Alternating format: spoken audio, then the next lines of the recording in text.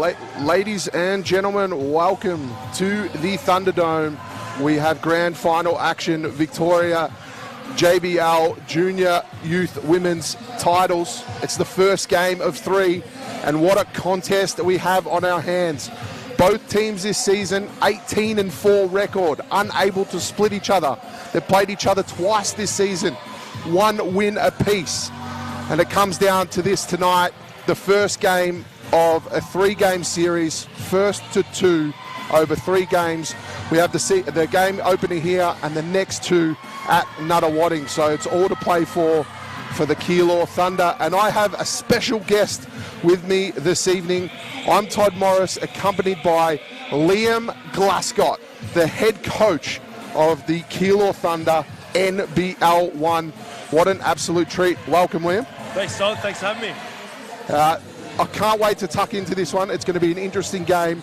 You yourself, you've coached a VBL Premiership. This is Youth League. This is the feeder program to that, so it's going to be hot basketball. You as a coach coming into a grand final, what are you telling your team before the game? Oh, you've just got to go through what obviously you've been doing throughout the year. Obviously we've played each other twice, and just got to work on how we can obviously counter things from what Nunawading did against us last time. So I think Coach Trevor and Coach Megan will be pretty confident in this one to obviously get it done. Obviously, Trevor, being one of your colleagues, what do you think he's going to adopt on the defensive end? Is he going to come out and press early? I know some of the Keilor teams like to do that, adopt the full court press. I think Trevor, he normally likes to play straight up man-to-man, likes to switch a lot of things. He'll be pretty aggressive from the word get-go. Yep. And a special player here this evening, and she's absolutely in top form, is Jazz Salon, 26 points last week. She's going to try and set the world on fire. She's a floor general. What do you know about Jazz's game? Jazz is a Keilor junior, come through from under 12s. She's a goer. She just knows how to get it done, step up at the right time. I think with both Grace Graham and Leah McKenzie heading off to college earlier, obviously through the season not finishing, I think Jazz is coming at the right time to step up and knows what to do.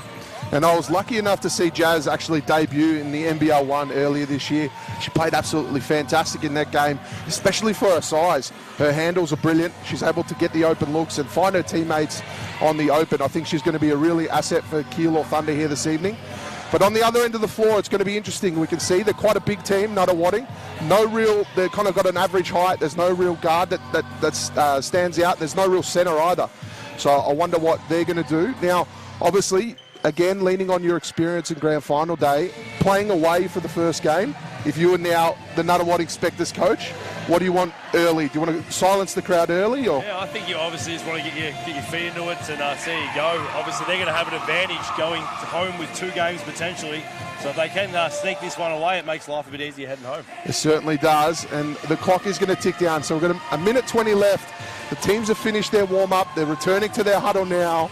The music's pumping. It's a great atmosphere. I just want to get out there, to be honest. Yeah, no, it'll be good. I think it's going to be a good game. I think from speaking to Coach Trevor pre-game, he said that these guys have some depth. The girls from Nunawading, he says a few of the girls that come off the bench, who I believe might have come back from college throughout the season. Yep.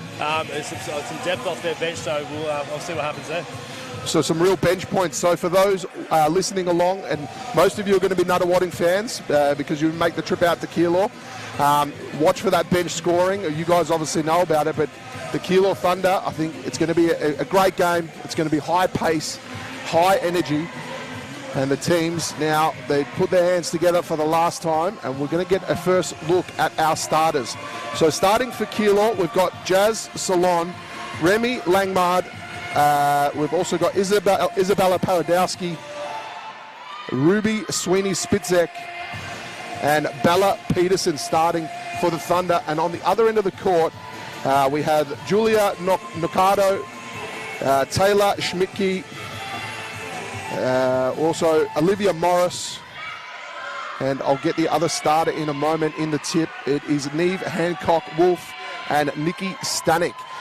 So let's get this one underway. Grand final action. Keilor win the tip. Get it out to Bella initially. She elects to drive, goes hard early, dishes it out to the top. Jazz Salon controlling her troops, telling them to get into position. Bella takes a drive, goes down the middle, and we get a foul early. And she'll go to the line and shoot two. So an important one. attacking the basket on offense quite early. A big move.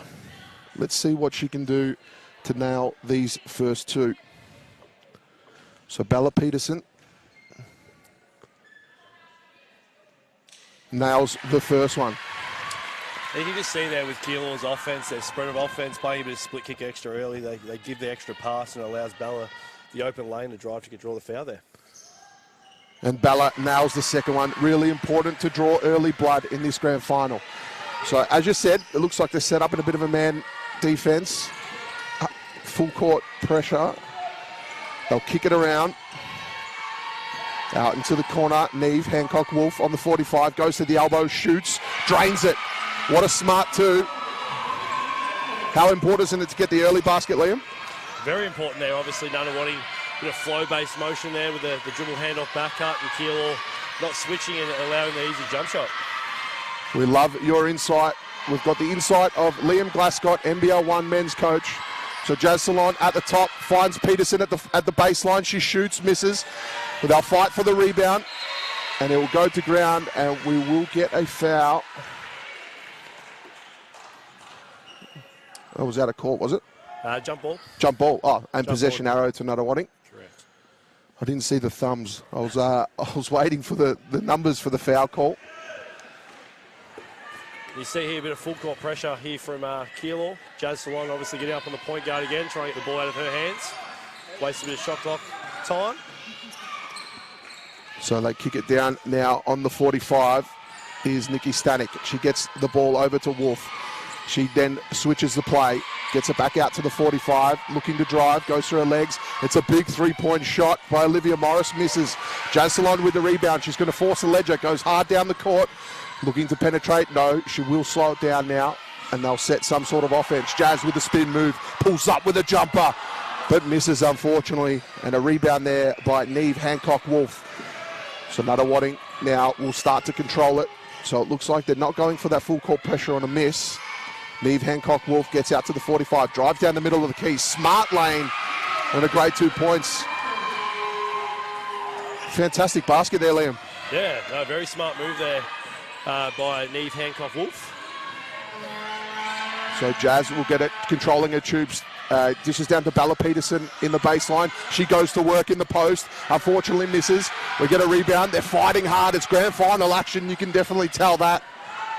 And the Spectres will bring the ball up the floor with Isadora Paradowski. Paradowski looking for options on the baseline, but it will come off hands. Yeah, look like come off Ruby Sweeney, spits it there. And it'll be Nunawading ball, and they'll go out to the 45 in Taylor Schmidtke. Schmidtke gets it across to Wolf. Wolf goes for three, but misses. Bella Peterson on the boards. They're happy to push the ball up the floor quickly to see if they can cash in here. Gets the pass off, goes underneath, back to Peterson, off the glass for two. And a smart play there by the Thunder. They're happy to push the ball up the court quickly. Oh, that's definitely one of Keilor's strengths, and so something Trevor Burnett would definitely be pushing with his girls. They want to get stops and get out and run. Even if they do get scored on, you'll see quick inbounds to get out and run. So Nunawading not to be outshadowed. They move the ball quickly up the court, and Olivia Morris will go off the glass for two. And it'll be an and one. So she'll go to the line. Was that a vuvuzela I heard in the crowd? A horn there? From I think so. I think there is a bit of horn action. I know it does come out in our grand final series in the past. So Olivia Morris with the and one misses. I'm not sure what the rules are on the horns in Big V. I think they're a bit different to what Big V and NBL 1 allows. We'll have to get a ruling on that. If it's a Keilor horn, we'll let it go. If not, we'll have to get it kicked out. So they move the ball down the floor. It's a steal. The Spectres go hard down the court through Schmidtke. Schmidtke off the glass, misses. Oh, collected on the rebound. You see Jazz Salon do a great job there, walling up, straight up, making it very difficult for Schmidtke to make that layup. And obviously Schmidtke thought she got fouled, but I thought Jazz did a great job playing straight up defense there. So good defense there by Keilor. They're definitely playing hard. So 2 points down in this clash. 6 minutes 50 to go. Bella at the top. Gets it out to Jazz on the 45. Looks to drive. Wow, what a crossover. Nearly had her on ice skates, but was stolen in the end. So Taylor Schmidtke with a great steal. So the Spectres will control this one. Isabella Paradowski will get it. Kick it in to Stanek. Stanek out On the 45, we get an air ball there shot by Neve Hancock-Wolf.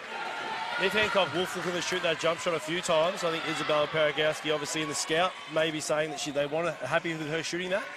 So we'll keep an eye on that one there. Fantastic, great insight. Jazz out the top. She kicks it out to the 45. They go up to the top. Bella Peterson now kicking the ball around. A little jump shot fake. Down past to the baseline shot. No foul there. The referee was happy with the contact. It will go out of bounds. And it'll be Spector's ball. And it looks like we're going to see our first substitutions for the evening. So checking out of the game, Isabella Paradowski. And checking in is Liana Savic. Yeah, Jelly's her nickname. You can call her Jelly Savage. We'll give her Jelly. I like it. It makes it nice and easy for me. Kick it out to the top. Hancock-Wolf will kick the ball around. Finding Olivia Morris. She'll go out to the baseline. Nice little crossover move. Great defense there by Keilor. So the score's staying at 6-4 for a while. There's 2 points in this one. Bit of a back and forth kind of arrangement at the moment. No team can really get an ascendancy. Jazz kicks it out to the baseline. 3-point attempt. Off the glass, misses. And the Spectors will push the ball down the court. Only goes as far as Bella Peterson. She kicks it out to the wing. A 3-point attempt. Off the glass. And it'll be a Spectors rebound. And they'll push it down the floor through Schmidtke, the captain.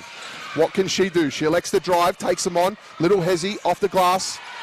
But misses. And again, can't really score. This is kind of congruent with the grand final. You see this, the nerves starting to creep in. I think you can see the defensive pressure and obviously also the referees allowing them to play, not calling those probably soft ones that they may have been called throughout the season. Which we like that. We appreciate that. The Thunder just trying to set something up. A forced look for three, misses. Had someone in her face there. You wouldn't mind an extra pass on that one. Yeah, Keilor settled for a few threes the last three possessions. Obviously, I think their style of play allows that. They definitely can shoot the ball, but again, I think some grand final nerves might be there early on. So Jazz pushes the ball down the court quickly. Another 3-point attempt. This one off the back of the rim. They're those close ones. They need that extra rotation on the ball to land. And the Spectors will bring it down the floor through Schmidtke. She dishes it off now to Morris. Morris back to Schmidtke at the top. Schmidtke looks to dribble, kicks it out in the corner to Stanek. Stanek misses, and we'll get a rebound there by Langmard. She'll kick it off to Jazz, and Jazz happy to slow it down. Now, I think you'll see you'll get a set here that will obviously utilise the shot clock and not try and settle for an early three, hitting on the rim. And there you go. But again, referees allowing the contact to go, which is good to see early on. It is good to see. Morris bringing the ball down the floor. Morris gets it out to the shoulder. They shoot a three this time, but misses. Bella Peterson on the boards. Now Jazz, she's got to manufacture something. She doesn't look happy with her offense. They've got to get some sort of movement here. Swings to the top, drives off the glass, two. Very smart basket by the Thunder, and they break the drought. So Ruby Sweeney-Spritzek will score. And as you said there, Todd, I think the ball reversal there allowed some space for Ruby to drive into, and it just hadn't happened for either team the last few possessions, as Nunawading shooting another three ball early on, and I think that's the difference. Both teams shooting a lot of early shots at the moment. I think the team that settles a bit early here allows that ball to move around and get on the rim. I think that'll put some scoreboard pressure on. Fantastic.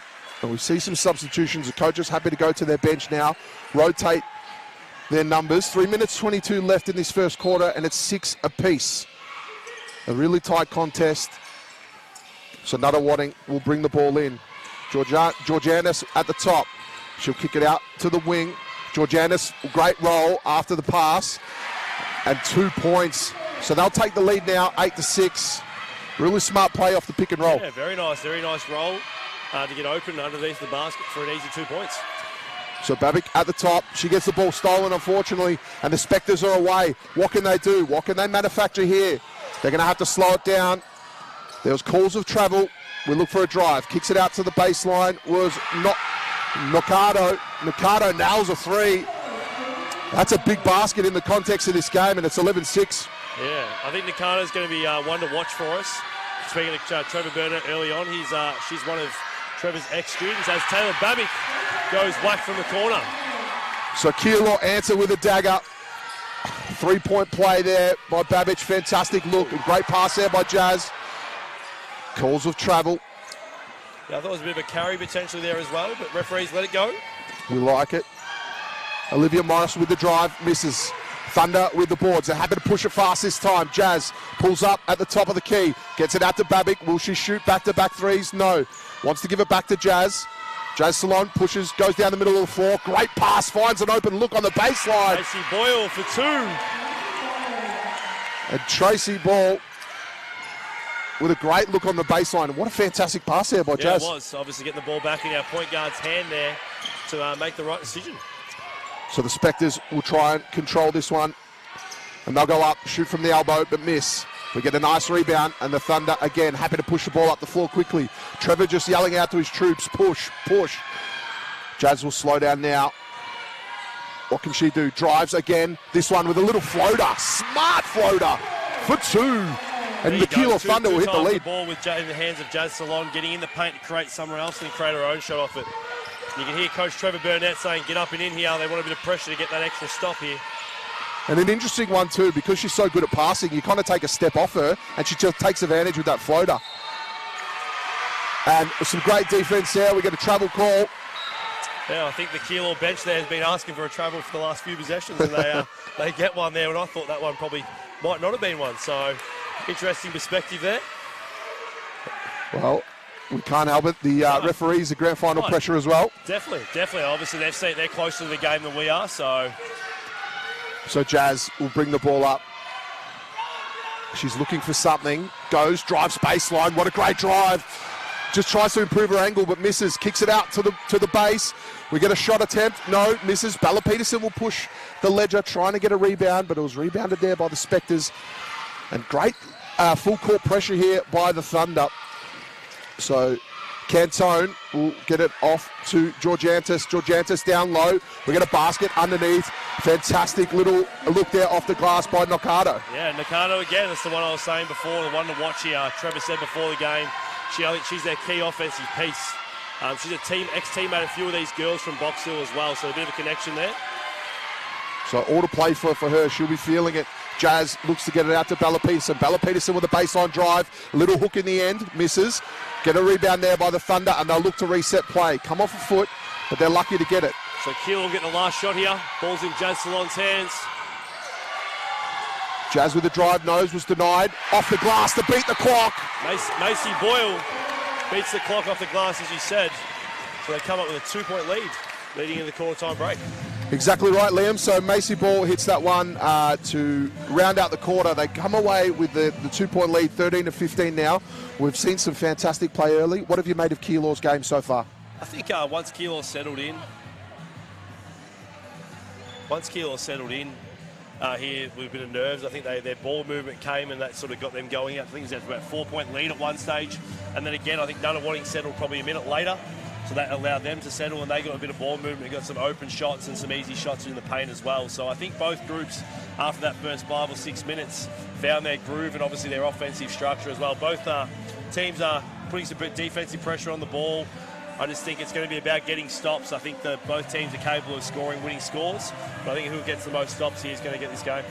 Yeah, fantastic. And we saw Nocado go to work there. It's an interesting work. She was happy to go down baseline. She's also got an outside threat as well. If you're Trevor, what are you looking at in terms of Nocado? Are you raising an alert there, or you're not too worried? She's going to be an interesting matchup. She looks like she's one of the bigger girls on Nunawading from a height perspective, but she's quite strong as well. So I think she can handle the ball on the perimeter, and she's shown she can shoot that jump shot. She'll also play around the basket. So it'll be interesting to see what the Keilor coaching staff have in their plans for her. As I noticed Bella Peterson was guarding her. If Bella's going to be able to stay in front of her, and then someone smaller goes to her, stay with her physicality. So we're going to go through some points now. We'll have a look at our top scorers. So our top scorers for Keilor, Bella Peterson on 4 points. Macy Boyle only played 3 minutes, and those last 3 minutes are really important. She's on 4 points as well. Ruby Sweeney-Spitzek on 2, and Jazz Salon with 2. We go over to the other side of the floor. Olivia Morris on 2 points. Julia Nocado, as we've been talking about, is the game leader on 5. Neve Hancock-Wolf on 4, and Stephanie Georgiantis on the 2. So it's all to play for. It is grand final stuff. No team's really giving away anything at the moment. It's a tight game. Yeah, I think, as I mentioned, I think the defensive intensity was there from the word get-go. I think just once both teams settled with a bit of nerves into the game, the offense, the ball started to zip around. And as I said, I think Keilor broke that straw first to get a couple of easy baskets. Then Nunawading answered pretty quickly to make the draw, game back to a draw before Macy Boyle hitting a buzzer beater to give Keilor Thunder a 2-point lead. And I think we're just going to take a little bit longer than normal. It looks like to be a bit of water on the court. I think it's raining outside, and there's a bit of a leak here at the Thunderdome from some of our previous games. The fans absolutely tearing the roof off, and the rain's got in. But that gives us a good opportunity. Now, Liam, you've got a big match up tonight in NBL 1, so if you are listening to this, you can go across to the NBL 1 website later on this evening and watch Keilor Thunder take on Geelong. But you've got that game coming up. How do you see yourself tonight? Yeah, again, we've got Geelong Supercats coached by Justin Schuler, who's obviously the lead assistant coach for the Melbourne United. So, yeah, they're going to be very talented. They've got some very good shooting guards in Gabe Hadley and Isaac Turner, who can sort of let it fly from anywhere and have a green light. We actually get the return of our homegrown NBL guy, Zach Triplett, so that's going to be super exciting for our group. He's been edging at it for the last 3 or 4 weeks since he's been out of his cast, but just had to do some strength work. So it's really good to have him back for the last couple of games. Would have been nicer to have him probably 6 or 8 weeks ago when we had a bit of a rough patch, but at the same time, in our first year in this league, we've been super competitive. Again, we'll make some, obviously, adjustments with our current group and build towards what we need to do next year. But it's been a great first year in from my perspective as a men's coach, and even our women's team. They're still in the hunt for making finals. They have to be pitch perfect and win all 3 games. But I think with Maddie Garrick, the way she can go, there is no reason why they can't. I think a few results have to go their way as well after dropping the last week to Sandringham, sorry. But I think here at home, I'm not sure if Blickaffs is back from the Opals or not. I'm not sure what's happening there. I don't look too much into that side. The word is that she landed on Thursday. So okay, so hopefully it's not a DJ Vasilovic story where he lands Thursday and comes in and gives a bit of business, because I know last time they met Steph Blickaffs. Oh, sorry, is it Steph? Yes, is it Steph? Yeah. Blickaffs, yeah. Blickaffs, she came in and she was lights out early on, doing her damage inside, outside.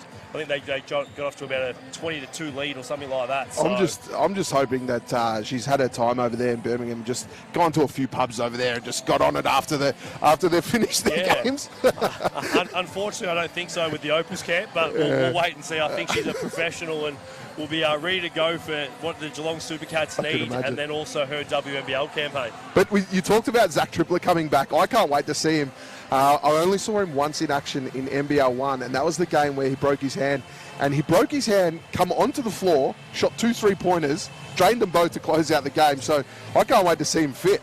Yeah, it was interesting because I think he was about 0-5 before breaking his hand. And as you mentioned, he goes whack down the stretch against a very talented Mount Gambier team. But the next day, unfortunately, he woke up with a very big lump on his hand. And being a professional athlete, he's got to go through all the protocols with Melbourne United and what they want. And the first opinion was he probably didn't need surgery, but the second opinion, unfortunately, was that he did have to go down the surgery route. But it's the best thing for him to prepare himself to make sure he's fit and healthy for his NBL 22-23 campaign. Yeah, young body, may as well go the surgery route, get it fixed, and make sure you're right for the rest of your career. Now, they're just mopping up the floor here. I think we're going to go a little longer, but speaking about Melbourne United, Keilor Basketball Stadium has a fantastic game coming up on Tuesday. Melbourne United taking on St Mary's. We're actually stoked for that one. I can't wait to see Dukas for St Mary's. They've got 2 other Aussie boys as well from WA. And it's going to be good to see Melbourne United come out as well. What are your thoughts on that one? Definitely. It's obviously a great opportunity for our program and club here to host that for our community and our members. And obviously with a homegrown Keilor Jr. and Zach Triplett getting to suit up in front of his crowd too with his teammates. And like you said, Alex Dukas played a role in the Boomers campaign over in Asia. So I'm excited to see how he goes against some talented NBL guys. And I know United don't take it lightly when they put a roster together. They're still waiting on their, obviously, imports that they've just recently signed. I believe Chris Goulding won't be playing this one, but Joe Akul is going to be having a run with Melbourne United, who's obviously going over to, I believe it's China, to try his luck there, and he had a pretty good summer league as well, so I'm excited to see him in action against some young, talented prospects from St Mary's. And there's a couple of experienced NBL players in that one, some 19 and 20-year players, and Newley and so forth, so that'll be great to watch as well. They will absolutely light up this floor, and that's a sellout. Unfortunately, I would be pumping our website to buy tickets, but that was sold out about a week ago. Yeah, around that. It's I think it's again, the numbers went through the roof early on. I think it was just getting those last little bits on. Again, it's a super exciting thing that we're going to have here within our program and club. Yeah, I can't wait, and it's great to get that opportunity, and the Thunderdome will absolutely be pumping that night. And I can start to see the napkins come off the floor. It looks like we're getting some sort of progress. It's interesting to see where the napkins were, because I know there is little yellow spots marked out where the roof does normally leak. Okay. So last night when it was raining, when we had some programs, there was only one spot leaking when I was on the floor with some junior stuff. But yeah, some new ones maybe potentially. It's not a great thing for when it does. Unfortunately, the weather changes. Yeah, certainly, indeed. We've got to make sure we have the health and safety. But what we might do in the coverage, we might just go to a quick break, and we'll be back once we know that we're going to come on the floor, because I think we've talked about everything that we can talk about at this point. Yeah, that's it. All right, we'll be back with action. Don't go away. You're with us on VBL VBL Youth Women's Grand Final action, Game 1 of 3.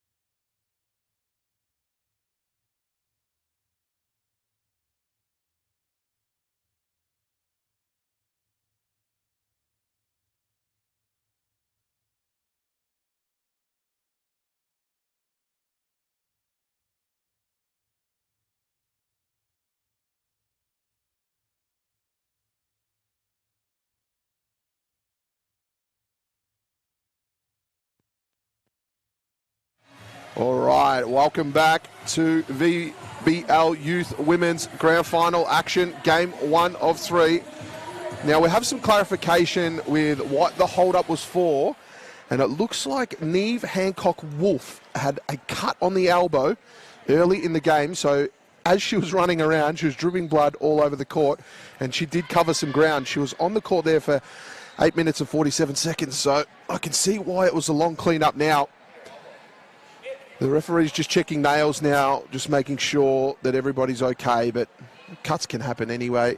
That's it. From a Keilor perspective, it's just good to know it's actually not our roof, because that would be a big issue if the weather did come down. So it is, again, important. Hopefully Neve's all right with that cut, but at the same time, it's good to know it's not a leaking issue from the roof, because that obviously could impact the game right now and games throughout tonight as well if the rain was to come down. I know our facilities here are top-notch. I only went with water because that's what I thought, but rule number 1 of commentary, don't go with something unless you know it, and I did, so I'll put my hand up. That was my mistake. So it looks like Bella Peterson's going to inbound this one. Keilor Thunder to get possession and the 2-point lead on the buzzer, so they'll be wrapped with that. Jazz now setting up her troops, gets it into Bella Peterson at the top. She was potentially stripped. She'll get the ball and gather and come back. 15 seconds on the shot clock, still plenty of time. Looking to kick the ball around. Babic now on the 45, looking to drive. Works her way down to the baseline. She's stuck now. Jazz, turn around. Ooh, misses. Oh, great follow-up boards there. Macy Boyle just coming into this one with a lot of energy, knocking down shots, coming up with second and third possessions. And you can see from that, Macy's rebound gets them the second possession with 14 on the clock, and Jazz and Bella play their two-man game for an easy 2 points. Fantastic synergy between those two.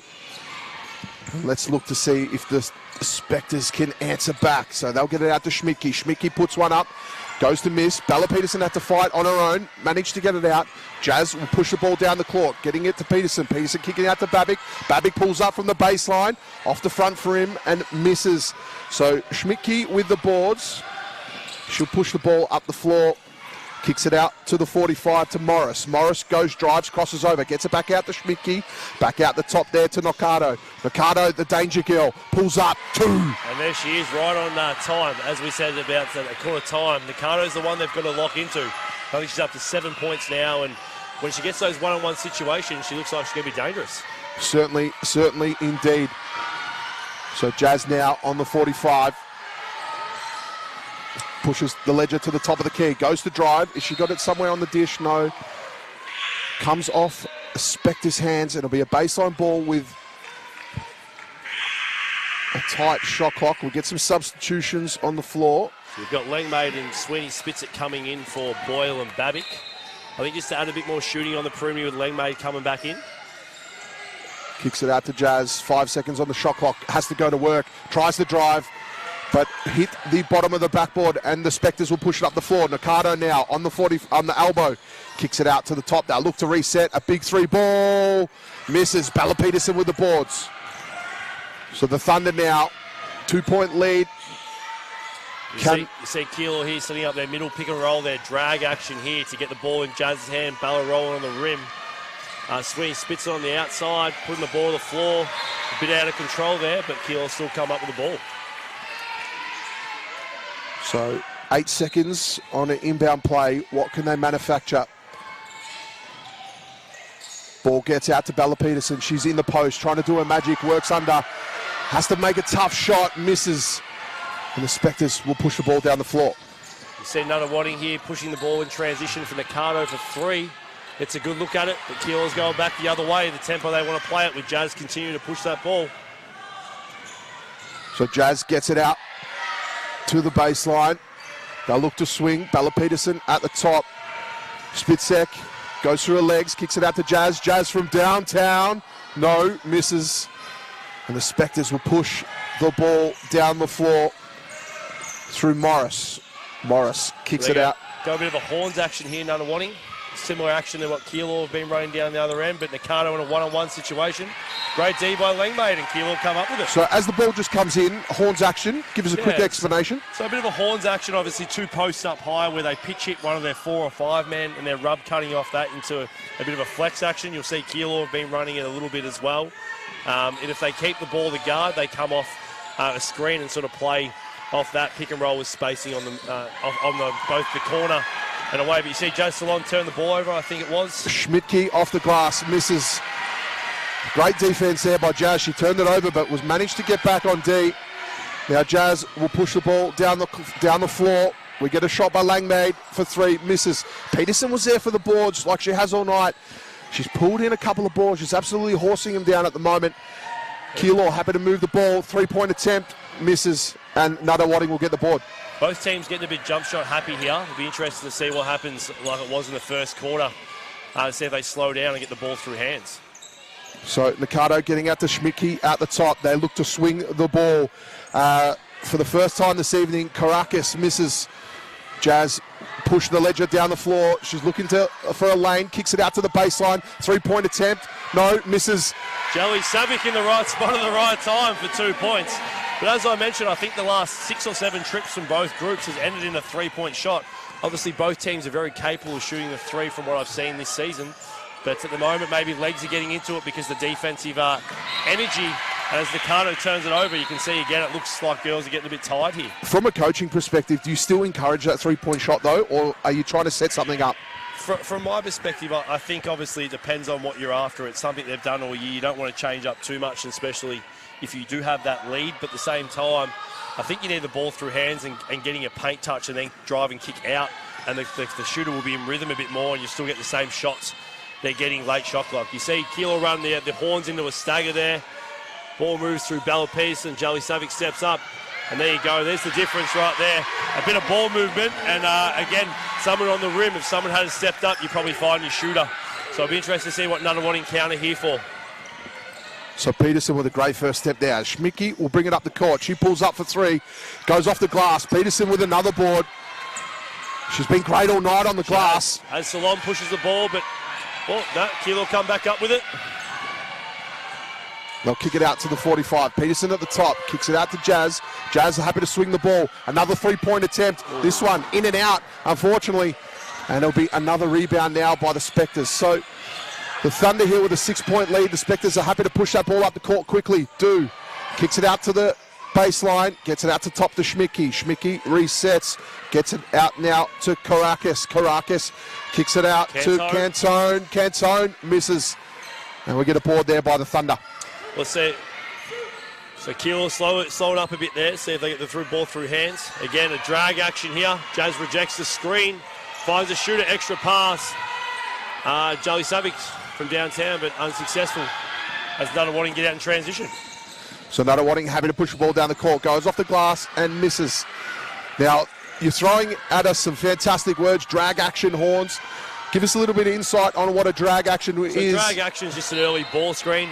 So that one there was the double drag with both bigs setting a high ball screen for the guard to come off. Jazz did reject it to get in the paint, but I think that's what's needed from both groups at the moment is to whoever gets some pressure with getting some the ball in the paint to either score or find shooters in rhythm on the outside. I think may take a bit of a lead in this game. So ladies and gentlemen at home, we have got an absolute treat. Liam Glasgow providing all his insights on the game. The Spectres will look to go down low, pull up a little fadeaway look, but misses. They're standing there. Got in the paint, but Bella Peterson was just straight up and very physical with her and made her settle for a contested jump shot. So great defense there by Bella Peterson.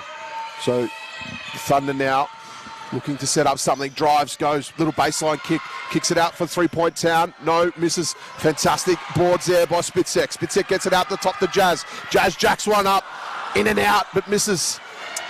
Looks like some glad wrap or something on this ring at the moment with some shots going in and out, but Keilor getting some good looks. Nunawading some great ball movement there. Back on the deck through Cantone, and there you go. And that's what I'm talking about. I think if you can get some paint pressure, get the ball on the outside, you're going to get some open looks, but if you can re-penetrate off what we call split kick extra. So again, that's another terminology. You get in the paint and you kick it out and make the extra pass for a shot or a drive, and you saw Cantone do that. Ruby Murphy from downtown. So the Thunder answer with a big basket there by Ruby Murphy, her first of the night. Spectres wasting no time, push the ball down the court quickly. We've got Keilor now, they're happy to slow it down, they want to control this clock. They have a lead at the moment of 7 points. So Jazz calling an offense. She's out on the 45. What can she do? She's got Peterson at the top. Goes Alex Peterson on the roll. Two-man game ball screen again. And here we go. We've got our first timeout from the Nunawading Spectres, our first timeout for the game. I was just going to mention both teams still having two timeouts with some bodies looking like they were getting a bit tired, but that two-man game between Jazz Salon and Bella Peterson at the moment looks like something Nunawading are going to have to chat about, and I reckon they will be right now. Well, that was going to be my question to you. Obviously, Nunawading got to call a timeout. They're starting to lose control of this game. Now, we're in the Nunawading huddle. What are you saying to your troops? You're staying with it. I think they're getting some good looks down there.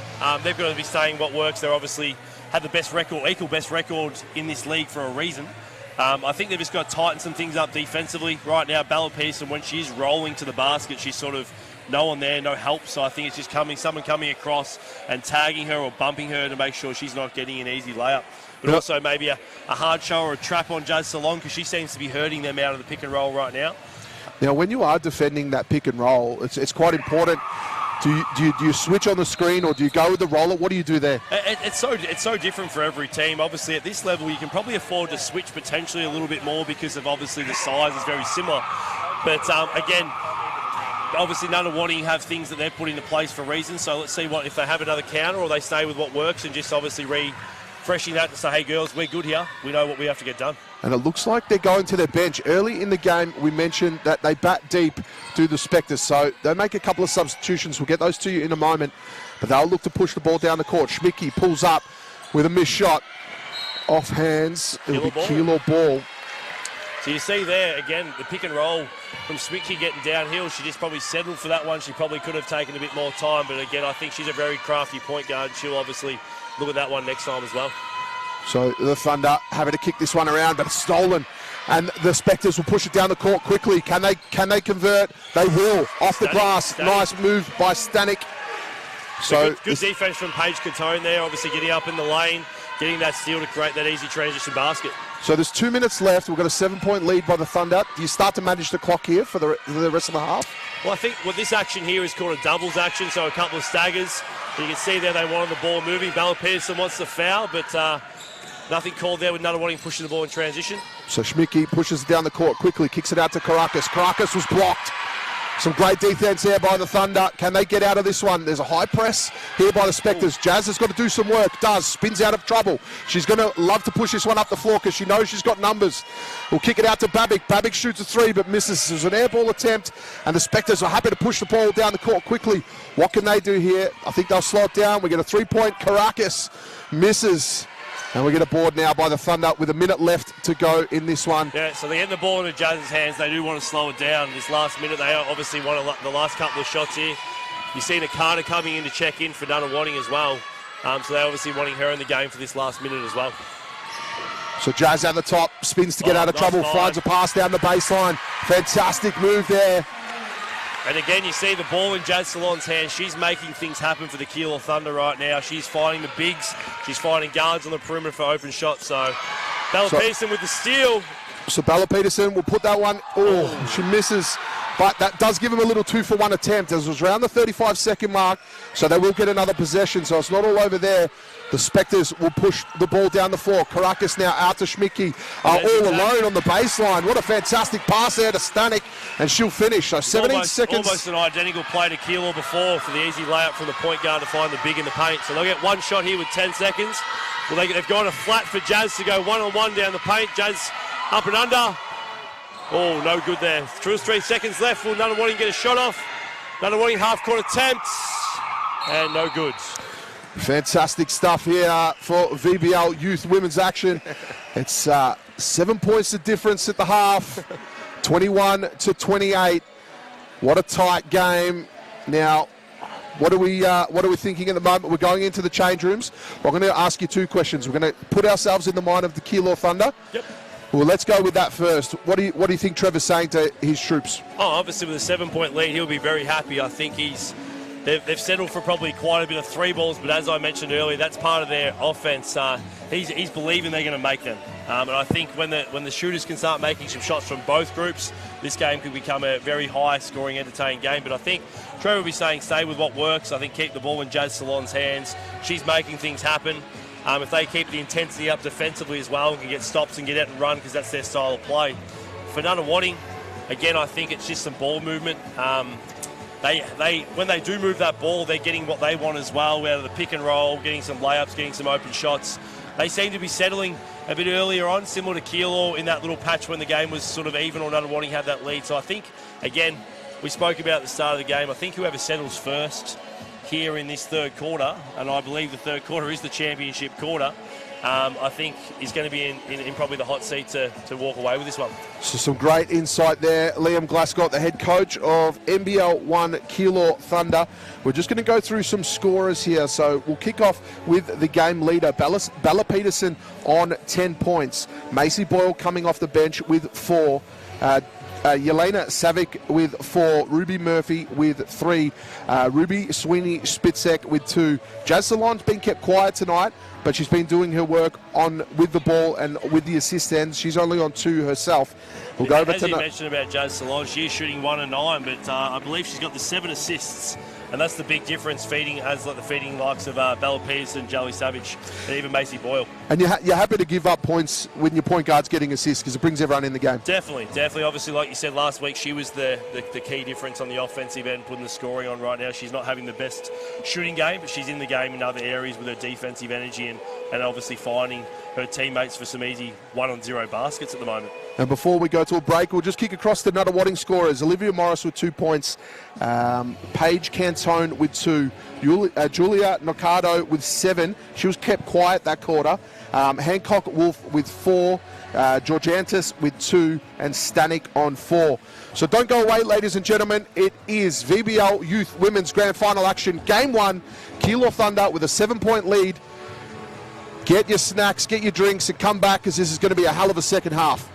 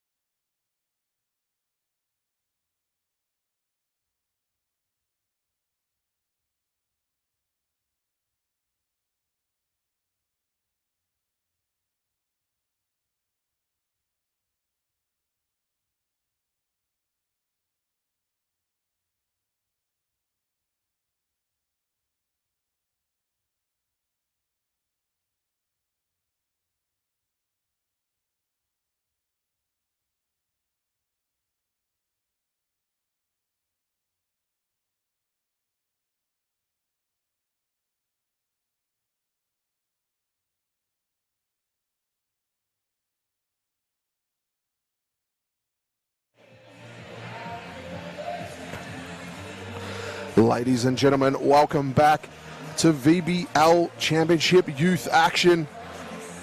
And what a game we have on our hands. It's a 7-point differential. The Keilor Thunder on 28 and the Nunawading Spectres on 21. We went through the scorers. We had a look at some of the numbers.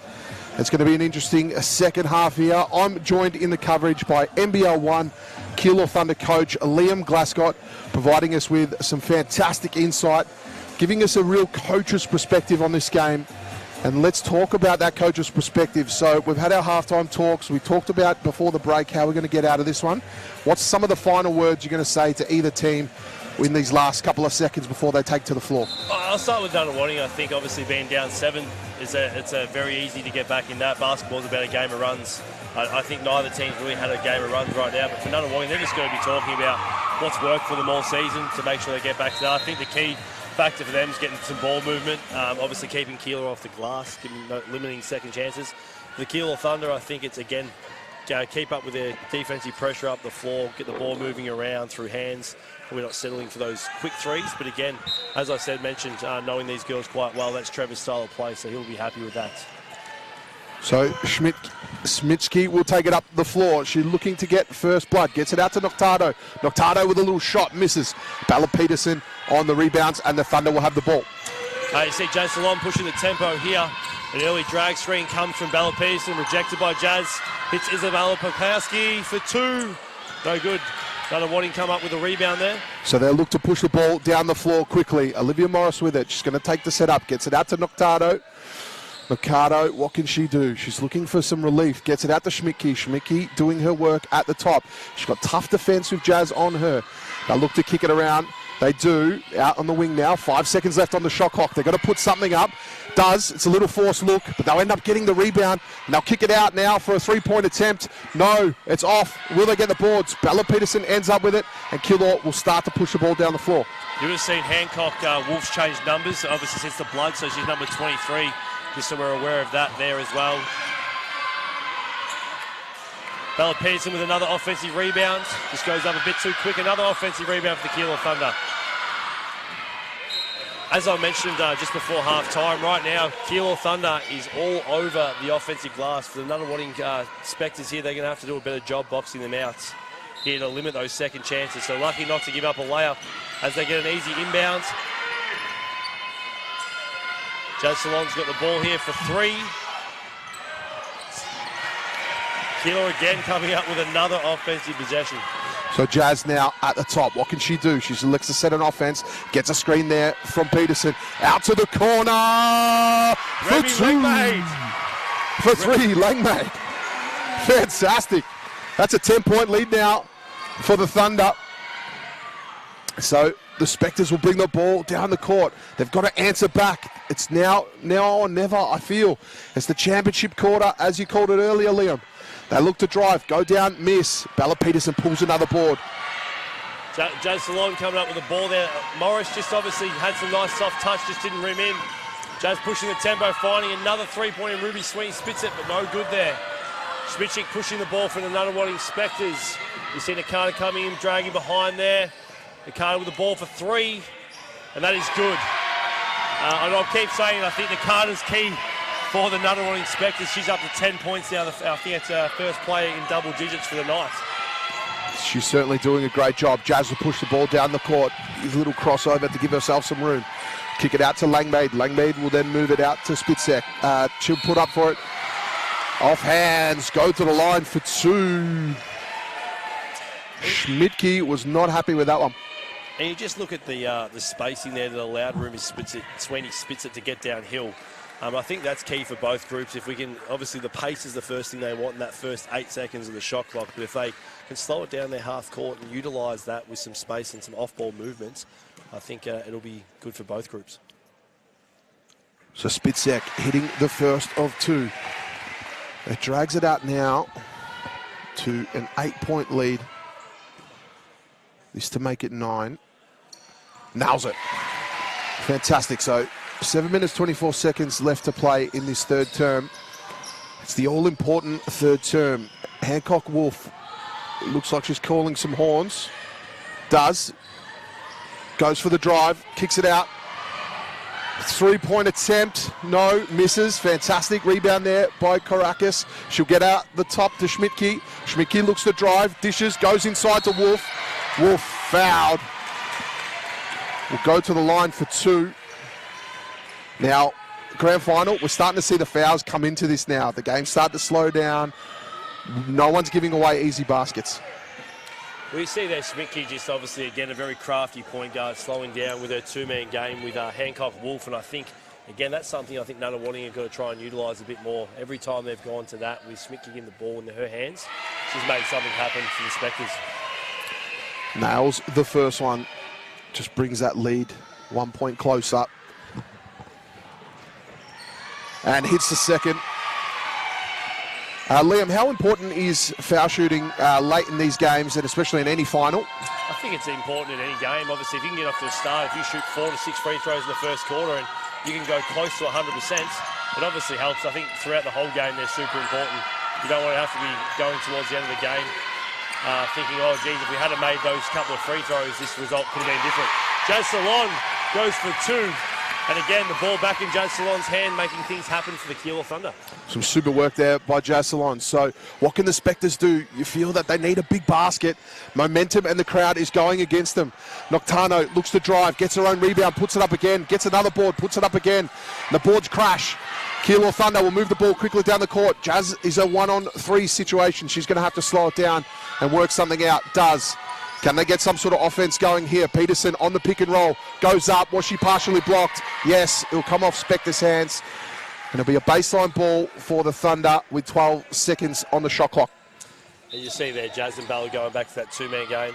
Nunawading in a bit of a pack line defensive screener type stuff for the Keilor Thunder. Bella Pearson comes up. That's a Remy Lingmate, for 3. Oh, good. Hancock Wolf coming up with it, pushing the tempo for Nunawading. So Wolf gets it off to Noctano. She's going to go, drives it, kicks it out to the baseline. Now look to reset up. Schmidtke at the top. She's a smart operator. She looks to drive, kicks it out to the base. Noctano for 3. No, off the front rim, off hands. Keilor will get it, and they'll push Ledger. It's a 1-on-1 situation. Kick out to the corner. Langmed, no. Off the front rim, but the Thunder will rebound, and a fantastic work there to get a shot away. But the Spectres will now push Ledger, go down the court. Jazz lucky to get hands to that one. You see there again, Keilor coming up with second, third chance opportunities. Just not utilising that at the moment, though. Probably rushing a little too much on those offensive rebounds in one-on-one situations. You see the Keilor Thunder make some subs for Ruby Smith, Spitzit and Bella Pearson, and bring in Meg Lucas for her first time and Taylor Babick. So the lead out to 9 points. The Spectres go on a little baseline drive. Misses. Jazz pulls a board. She's playing about 3 feet taller than she is. She'll push the ball down the court. Gets it out to Babick. She goes for a little baseline drive. Dishes it out the top to Jazz. She'll take that extra pass. Savic from deep. Misses. The Spectres through Schmidtke will get it. And they'll push it down the floor quickly. Can she get there? And it'll be out of court. So Thunder ball. And you see there Schmidtke again pushing the tempo. Right idea. Just had a bit too much, I think, mustard on that one, unfortunately. Again, Schmidtke here's played quite a few minutes as well. I think she's come out this quarter and half-time. She probably played about 20 minutes, this 25 minutes, I believe. So Nick Jackson, the Spectres coach, do you think you'd be happy with that? I know that they're down. You'd want some deliberate makes at this point, wouldn't you? Yeah, definitely. I think the whole thing is she's one of their go-to. Joey Savage come up with an offensive rebound there. Again, the offensive rebounding from the Keilor Thunder right now is keeping this lead pushing forward here. I think it's something Nunawading do have to adjust to. You're exactly right. That offensive glass, and the glass in general has been a tough one for them. And you see there, Hancock Wolf goes after it, but Keilor Thunder made it a contest to come up with that second chance opportunity. I think Nunawading right now do have to focus on that area. I'm not sure if it's the defensive rotations. I'll keep an eye on that if they're just coming out of some rotations, which are allowing Keilor to get position to get that second and third chance at the moment. The rebound numbers at the half were 31-22 Keilor's way on the glass. So yeah, it's exactly right. Jazz looks to drive, kicks it out. Open look for 2, deep on the baseline. No, misses, and another offensive rebound. That's putting a lot of pressure on the Spectres, especially if they score. Babick goes to work. Great little crossover off the glass. Misses. Schmidtke will get it and push the ball down the court. Nunawading here in their, I think it's their motion offense. Move the ball on one side of the floor with Schmidtke, got the ball, post feed. here to number 25, Georgianis, and 2 points are good. Every time she seems to catch the ball around the basket at the moment, she looks like she's a big threat. I think she's got about 6 to 8 points as well at the moment. She's certainly starting to work into this game. She's got some good height as well. Now Jazz will pull up from the 45, misses. Georgiantis, who we were just talking about, pulls a smart rebound. She's happy to push the ball down the floor quickly. The tempo's really starting to lift in this game. I think there's a bit of urgency, but that will be a steal. The Thunder will now go through Babic down the floor. What can she do? Got Jazz on the baseline. Jazz elects to not shoot. Oh, fantastic move. Sells the candy, takes the lane, and gets the 2 points, a much-needed 2 points for the Thunder. And you just see her patience there. Obviously, she could have settled for that 3 ball, which most teams have been settling for. Again, Georgiantis. Yeah, Georgiantis again off the up pick there. Get 2 easy points around the basket. She seems to be making a bit of a difference right now for the Spectres. She certainly is. If you're Trevor, you're going to put a watch on her. So the Thunder will start to move the floor. Babic on the 45, waiting for her options. What can she do? She elects to go baseline, kicks it out the top to Jazz. Only 7 seconds on the shot clock from downtown. That was almost from Taylor's Lakes, which is 2 suburbs away. The Spectres will push the ball down the floor, and they'll get it stolen. So can the Thunder score here on transition? They'll push the ball quickly down the court. They've got options. No, they'll elect to slow it down. Jazz is getting the double drag coming up here to come off. See what that gives them. Again, Jazz getting downhill here. The patience there, the nice hesitation for 2. Her hesitation work is second to none. Yeah. Slow, quick. Just really puts the defense off. So 2 minutes left in this one. 11-point lead to the Thunder now. And they're having an easy time of it at the moment. The Spectres will go, they'll drive, they'll kick it out to the baseline. And a 2, it was kind of an in and out sort of setup by Stanek. And she'll hit the scoreboard. A turnover there from Taylor Babic. Just a bit of a rush decision. Threw it at Jazz's feet. And they were just a bit rushed here. We'll see some substitutions coming for the Keilor Thunder. And an unusual turnover from Jazz. A bit of a rush one there. Bit of a brain fade, unfortunately, I believe. So I think Trevor will be talking to her about that in this situation. But a bit of scoreboard pressure back for the Nunawading Spectres to make Trevor Burnett make those substitutions. Certainly. A real dangerous sort of pass. And that will go the way of the Thunder. Lucas. And you'll see there's about 20 Nunawading people in the crowd, and they all were not happy about that call. And they were a bit closer than us, so maybe they thought it was Nunawading ball in that instance. They're certainly making some noise, aren't they? So Jazz will push the ball down the floor. She had that Horns play, which is the 2 high posts. She'll get it out to Langmead. Langmead tries to shoot, but misses. Fantastic rebound again, another offensive glass. Jazz looked to jack it up, but she's very mature. She elects to reset, pulls up with a little step back, and what a 2. She's really starting to stand up in this third quarter, isn't she? Oh, they needed the scoring, and obviously she's come on after a bit of a slow start in the first half from her shooting. Certainly is. 1:27 left on the clock. What can the Spectres do? They're kind of just hitting and hoping now, just driving.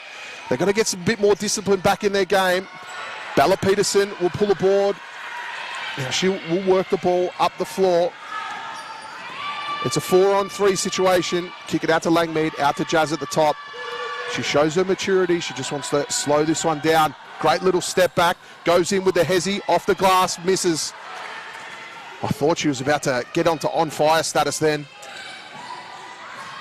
And you see Hancock Wolfie struggling up and down the floor. I think she's a bit tired calling for that sub, potentially. Belle Pearson in the lane. An easy 2 points. She had one of these in the first half, and she slows herself down to make sure she doesn't blow that one. And there's your timeout to the Nunawading Spectres with a Keilor lead 45-32. And what an important basket, 39 seconds. You'd think that gives you 2 possessions in this last play. So that one, and you get it back. Yeah, it'll be interesting to see what Nunawading do here. If they try and quicken one up and see if they can get a 2 for 1 to get it back, or they slow it up to try and utilise as much clock as possible for how to get an offensive rebound. I know if I was in the Nunawading Spectres position right now, I would be trying to utilise the 24 seconds and be playing some sort of pick and roll game here to see if I can get an easy layup or an open 3 late in the shot clock. And if we do miss it, come up with a ball and hopefully utilise as much time here. And then I believe Trevor Burnett will draw something similar, and I'm sure the ball will be in Jazz Salon's hand for the last shot. I reckon Nakado off a screen or something like that. Get Nakado to set a screen and roll. Yeah, Nakado's on the bench still, though, so or she's been off the Gigantis. bench the last little bit. So it'll be interesting to see. With Schmicky off the floor as well, but yeah, I think they'll go into their big in Jordanis here. And you said earlier you saw Hancock Wolf call for a sub. She's still on the floor, which is interesting. The coach is getting her back in. Maybe it was a timeout for that reason there. So they put the ball in her hands. Let's see what she can do here. She'll look to drive. Does. Goes off the thing. She's fouled. To the line for 2. Some tough play. She's looked to penetrate with her drive, and then they kind of work it out from there. So she did a very good job there. She obviously got 2 feet down quickly, drew the defense, saw the defense was off balance or out of position, and she's gone straight up into them there to draw that foul. So very smart basketball there by Hancock Wolf. Unfortunately, she misses that first one. She really want to nail that. There's 26 seconds left on the clock. You'd think there's only one more possession left in this one. Wolf will go for this. And you can see it right now. Jazz Salon coming in for this last one here. Get the hand. So get the ball. Will be in her hands. My apologies there. No, you're right. Get the ball in the best ball handler's hands. So it'll be interesting to see what they run here. I'm thinking some sort of flat action, or my thing is maybe a double drag high, that sort of horns action they've been running in where they come off and come back. Yep. Some sort of game here I'm expecting between Jazz Salon and Bellapiste. You see Nunawading with a bit of full court pressure to try and get the ball out of Jazz Salon's hands for this last 26 seconds. That's a tough task. So it's a 2-on-1. She ends up just splitting him down the middle and ends up pushing it. They're going to have to try and keep up with her. She's happy to slow it down now and play the clock. So 20 seconds left on the clock. They rush a quick shot. And we have a whistle. So they've got a foul on Nunawading. And that will be a foul. They're not in the penalty. So it'll be a baseline ball for the Thunder. Was an interesting quick shot selection there from the Thunder. I was a bit surprised with that one, an off-balance 3 as well. But they get the last shot here. They get the ball back to Jazz Salon. Meg Lucas comes over to set the pick. Jazz Salon goes downhill. Early jump shot again. But Keilor Thunder come up with again. Another offensive rebound, and the foul is on the floor. So the basket will be waved away. Two seconds left. Still 2 seconds here, as you said, Todd. So because of the basket being waved away, the ball now goes to the sideline instead of the baseline. So I believe they will get some sort of quick shot here, or maybe some sort of lob play for Bellapiste, and let's see what they've got drawn up here. And they look to do so. Bella out the top. She's got 2 seconds to do a magic. She'll just hold the ball. And they'll go in now to the fourth quarter with a bit of a dominating lead at the moment. 13 points, the difference. 12 points, sorry. My math is terrible. I apologise for that, ladies and gentlemen that are at home. We saw the Keilor Thunder go with a 17-12 quarter there to build on their lead out to 12, as mentioned. Again, I just think the poise of Jazz Salon there, being able to play with the ball in her hands and make things happen. When her teammates weren't able to make some of those open shots, she took over for a little patch there. So it'll be interesting to see if Nakado sits out a little longer or she comes back straight back in to see if she's a bit of a difference maker. I thought that was quite interesting, leaving Nakado on the bench, especially she's dominated this game so much. I would have tried to have her on for as long as possible. If you're the Spectres, do you just go with your starting 5 now? You get your best girls on the floor. You got to come back in this one. It's like, obviously 10 minutes is still a long time. You don't want to jump at it. You got to slowly pick away at it. And, you can see they're leaving the same 5 they just finished that quarter with. Yep. So they're obviously happy with that there. For the Keilor Thunder, they're obviously going back to sort of some of their main players, almost close to their starting 5. So we were talking about the rebounds earlier in terms of the glass and where that has come from. 52 rebounds at the moment for the Thunder to 36 for Nunawading. And look at the O boards, 20-6 and even 20 against 30 defensive boards for Nunawading. So they're just doing such a great job on the glass. Yeah, plus 14 on the O glass is something, as a coach, it's very frustrating because a lot of the time it comes down to some energy and effort type stuff. Sometimes, unfortunately, the way the basketball goes off the ring, it can go long rebounds and it's out of control. But right now, the Keilor Thunder just want that ball a lot more on the when they crash in the O glass. And you can see the rewards there. The Keilor Thunder have got 26 points in the paint to Nunawading 18. second chance points is the big one. So plus 14 on the glass and plus 11, which is 13-2 for the Keilor Thunder way. So that's the ball game right there, right now. You're exactly right. And Jazz Salon in that quarter had 8 points. She started that quarter with 2. She's now on 10.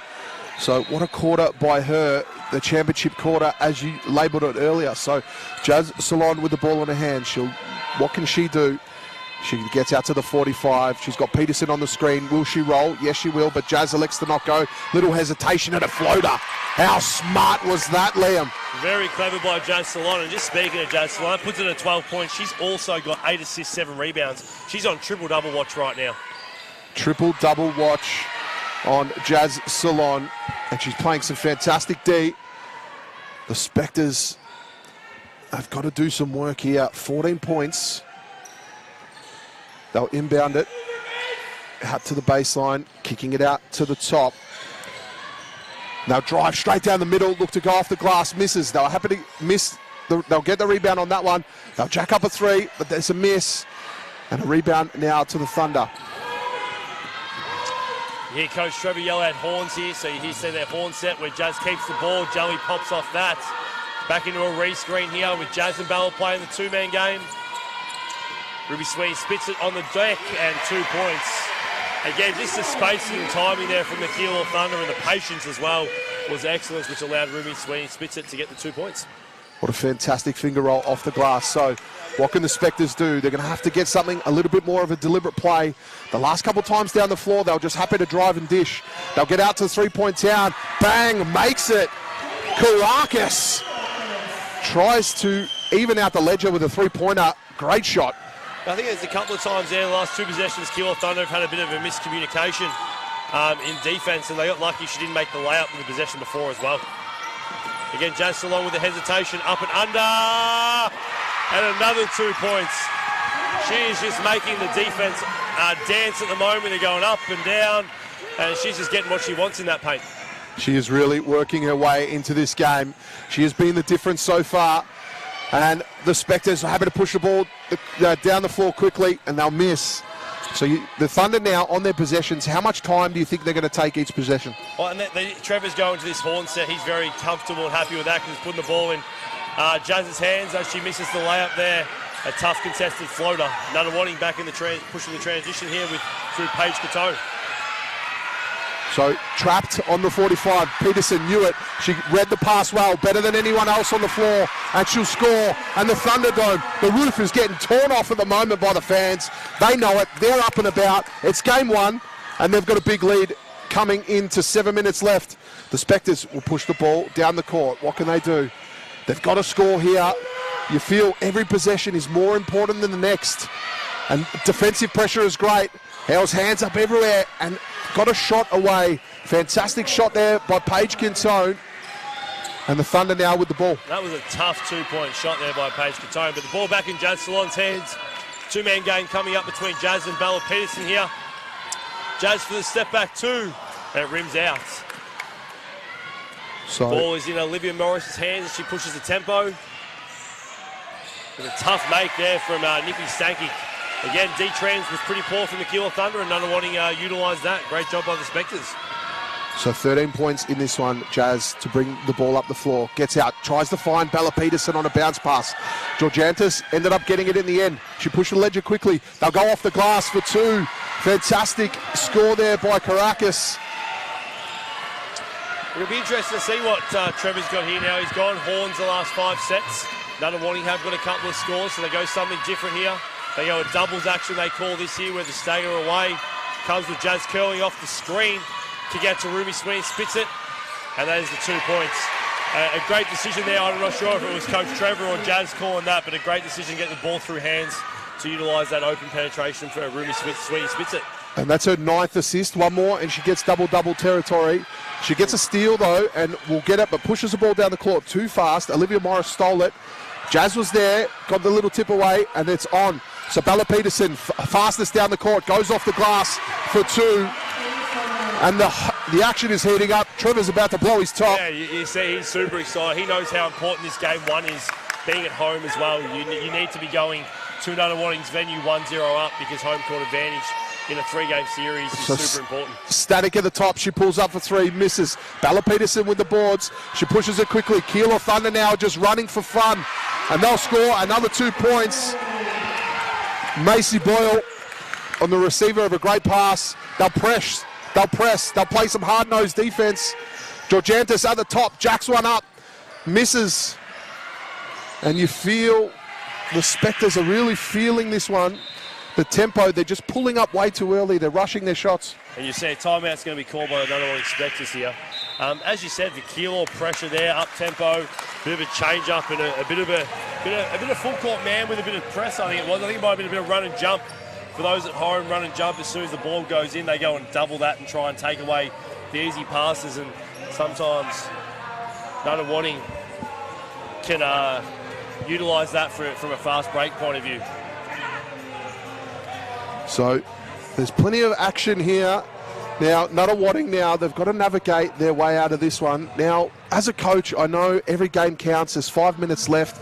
Do you put the cue in the rack, or are you fighting for this one? They're still in it, but... Well, it's interesting.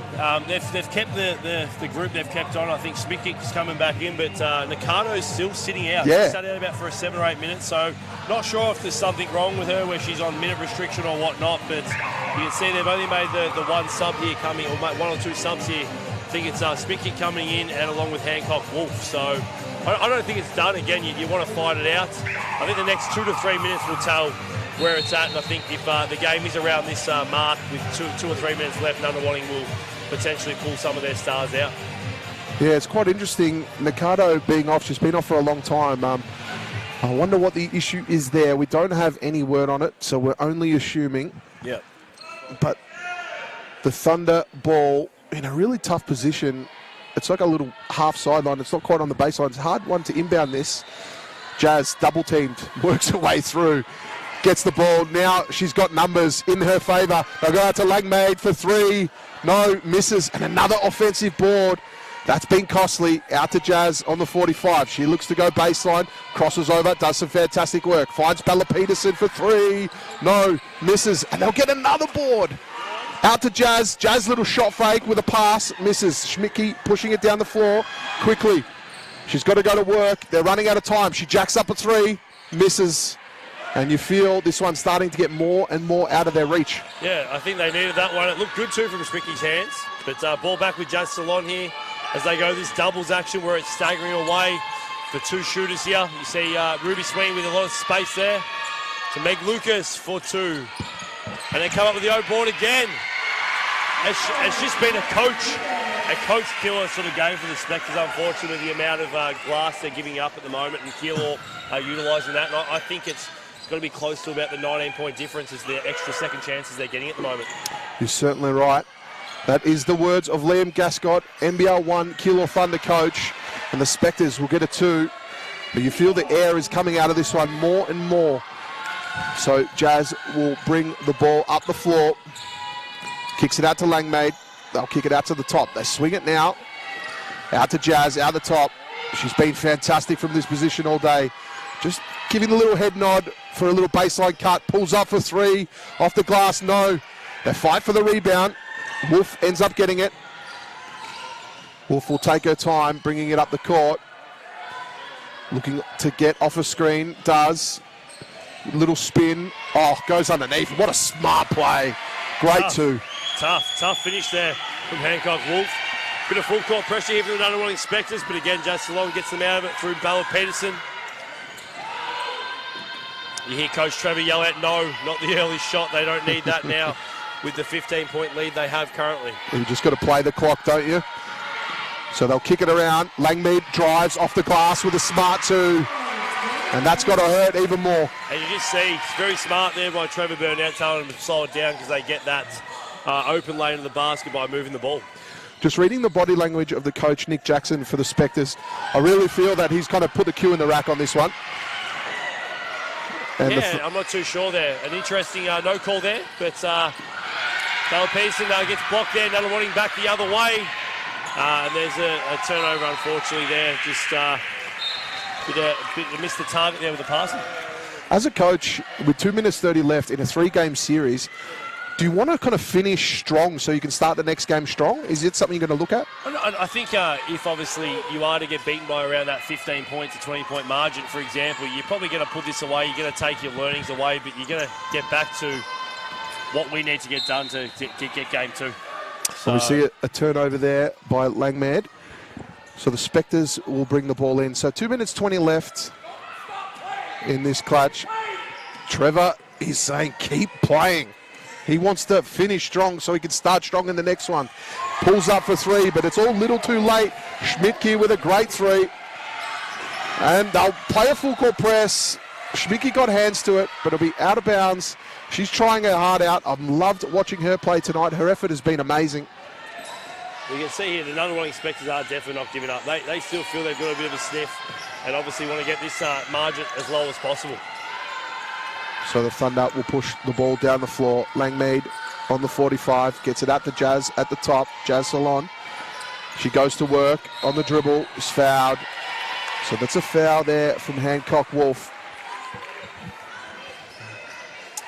First foul called for the 4th quarter. So the referee's allowing the players to play with the physicality, which has been good to see. It has been a physical contest. So the Thunder now, the ball at the top. Jazz pulls up like she has all night. And we'll get another offensive rebound. And they'll look to reset play here. Jazz looks to drive. Gets it out to Langmaid. She pulls up for 3. No, misses. Oh, nearly a great save there. But it'll be Spectre ball with 1:27 left. Again, you just see the Keilor Thunder getting after every single second chance.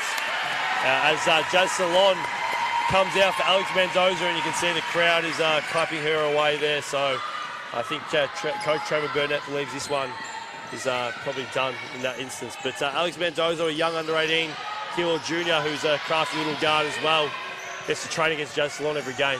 Keilor Thunder come up with it and again get out in transition. Doesn't get going her way there, Langmaid, so she pulls it out. They'll utilise the clock here. Smart play, smart play. You've got 1:05 left. Kicks it out to Langmaid at the top. 10 seconds left on the shot clock. Langmaid in the corner. She won't hesitate. Tries to put the 3 up. Another offensive rebound now for the Thunder. They'll look to reset and just use all of this clock.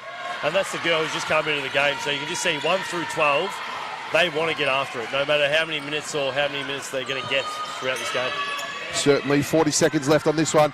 A forced shot from the baseline. No, misses. And they fight for the rebound. A fantastic contest, and it'll be Thunder ball with 35 seconds left. The crowd go wild. Trevor looks to his bench. You see Millie Kambara check in for her first minutes of the night as well. So Keilor here giving a rest to their, obviously, most of their starters. So 35 seconds left. You try and go for a quick 2-for-1? I don't think so. I think you'll just pull it out and sort of get what you get. I think whoever gets the possession in the last 24 seconds is probably going to dribble it out, I would say. But again, let's wait and see what happens. When I started to play some serious basketball, I used to come on off the bench and only get these couple of minutes, so I used to just shoot straight away. There you go. That's what's happened here for Ruby Murphy.